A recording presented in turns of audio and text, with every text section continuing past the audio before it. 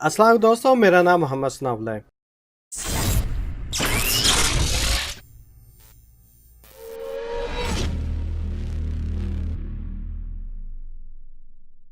तो दोस्तों, क्या कभी आपके साथ ऐसा हुआ है कि आपने विंडो इंस्टॉल करी, लेकिन जब आपने विंडो चलाई तो आपको फिर पता चला कि ओह, मैं तो भूल गया हूँ, मैंने विंडो जो है पूरी हार्ड डिस्क एक ही पार्टीशन बना के उस पर इंस्टॉल कर दी है। तो समटाइम ऐसी प्रॉब्लम हो जाए तो घबराने की जरूरत नहीं है। विंडोज बाय डिफॉल्ट आपको एक यूटिलिटी देती है डिस्क मैनेजमेंट की, जिसे आप यूज करके एक ही सिंगल पार्टीशन को मल्टीपल पार्टीशन में कन्वर्ट कर सकते हैं। डिस्क मैनेजमेंट यूटिलिटी ये तकरीबन तमाम विंडोज ऑपरेटिंग सिस्टम में है। विंडो 7 से लेकर विंडो 10 तक जो अब तक विंडो आ चुकी है, जो विंडो 10 तक आज की तारीख तक, इस सब के अंदर ये डिस्क मैनेजमेंट यूटिलिटी है। विंडो एक्सपी तो तकरीबन अब कोई भी यूज़ नहीं कर रहा, जो जिनको भी मैं जानता हूँ तकरीबन एक्सपी नहीं कर रहे, सब ये विंडो 7 पर मूव हो गए। तो इस वीडियो के अंदर मैं आपको विंडो 7 का बताऊंगा। सेम मेथड आप विंडो 10 पे भी यूज़ कर सकते हैं, विंडो 8 पे भी यूज़ कर सकते हैं।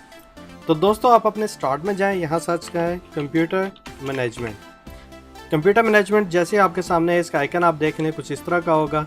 आप इस पर क्लिक करें तो आपके सामने एक पूरा जो कंप्यूटर मैनेजमेंट पैनल है सारा खुल जाएगा, जिसके अंदर आपका डिवाइस मैनेजर होगा, परफॉर्मेंस, लोकल यूज़र वगैरह सारा कुछ आप मैनेज कर सकते हैं। बहुत सी चीज़ें इजीली यहाँ से आप कंप्यूटर की मैनेज कर सकते हैं।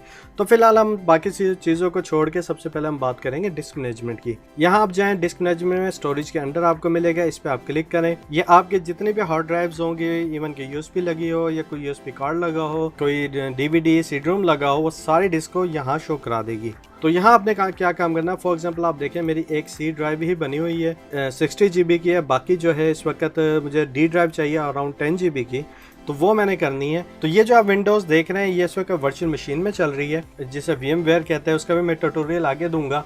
तो इसके अंदर जो है मैंने विंडो इंस्टॉल करी है, ताकि मैं आपको एक रियल टाइम और बेहतरीन डेमो दे सकूँ विंडो 7 के ऊपर। तो आपने क्या करना है कि आपने सी ड्राइव पे जाना है, यहाँ सी आपके लिखा होगा। सबसे पहले आपने इसे रिसाइज करना है। रिसाइज इसलिए करना है कि हमने जितनी स्पेस की पार्टीशन बनानी है कि वो पार्टीशन हमने खाली छोड़नी है। फॉर एग्जांपल मैं इसके जाता हूँ, श्रिंक ड्राइव करता हूँ, रिसाइज में श्रिंक या एक्सटेंड इसमें आता है। आपने श्रिंक वॉल्यूम करना है।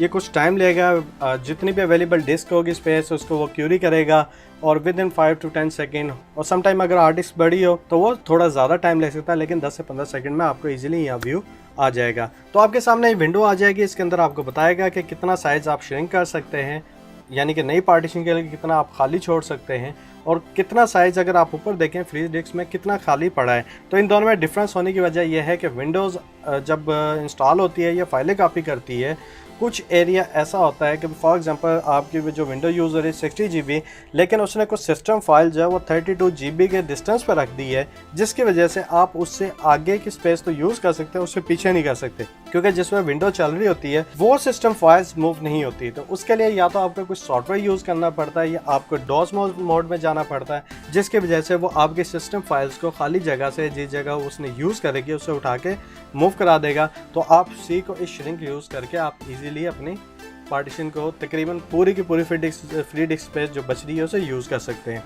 तो यहाँ हम यूज़ करेंगे अराउंड, मुझे चाहिए 12 GB, मैं इसे 12,000 लिख दूंगा। लगभग जो है 12 GB बनेगा, एग्जैक्टली 12 नहीं है, लेकिन सिर्फ आपको आइडिया देने के लिए। तो मैं श्रिंक पे क्लिक कर दूंगा, ये अपने कैलकुलेशन और मैं यूज़ करना शुरू कर देगा। जो फ्री स्पेस होगी उसको खाली कर देगा। इसमें कुछ टाइम लग सकता है, हो सकता है कि ये 5 सेकंड में हो जाए, हो सकता है 10 मिनट में हो सकता है 1 घंटा ले जाए।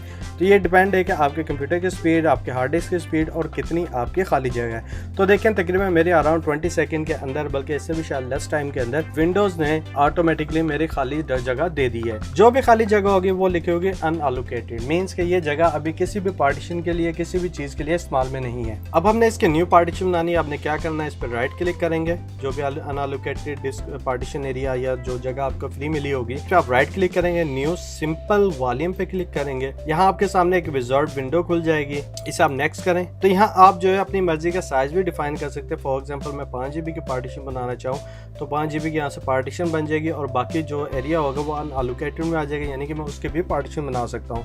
यहाँ आप इसे अप डाउन करके अपना साइज डिफाइन कर सकते हैं और मैनुअल यहाँ लिख भी सकते हैं। तो मिनिमम जो आप 8 MB की पार्टीशन बना सकते हैं और मैक्सिमम जो है अवेलेबल साइज़ की। तो हम इसे नेक्स्ट करते हैं, क्योंकि हमें सारा चाहिए। यहाँ से आप पार्टीशन सेलेक्ट करेंगे कौन सी आपने बनानी है।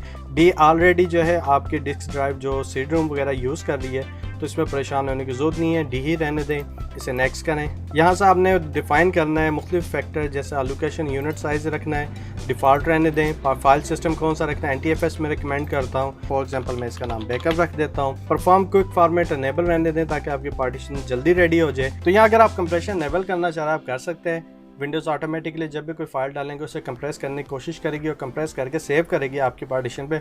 लेकिन जिसकी वजह से नुकसान क्या होगा कि आपका जो रीड एंड राइट की स्पीड है स्लो हो जाएगी। तो हम क्या करेंगे, नेक्स्ट करेंगे, यहाँ से फिनिश कर देंगे। तो ये अब आप देख रहे हैं थोड़ा सा मूवमेंट हो रही है। जैसे ही पार्टीशन फॉर्मेट होगी आपके सामने या तो ऑटो रन की विंडो आ जाएगी या आप इसे ओपन कर सकते हैं यहीं से राइट क्लिक करके।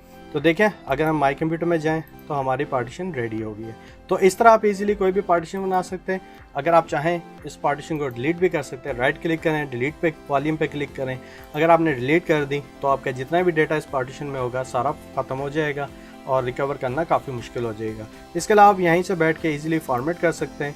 जिस तरह आप माई कंप्यूटर में जाके राइट क्लिक करके फॉर्मेट करते हैं, सेम मेथड आपका इधर यूज़ होगा, वही चीज़ें बताएंगे और आपने ओके कर देना है।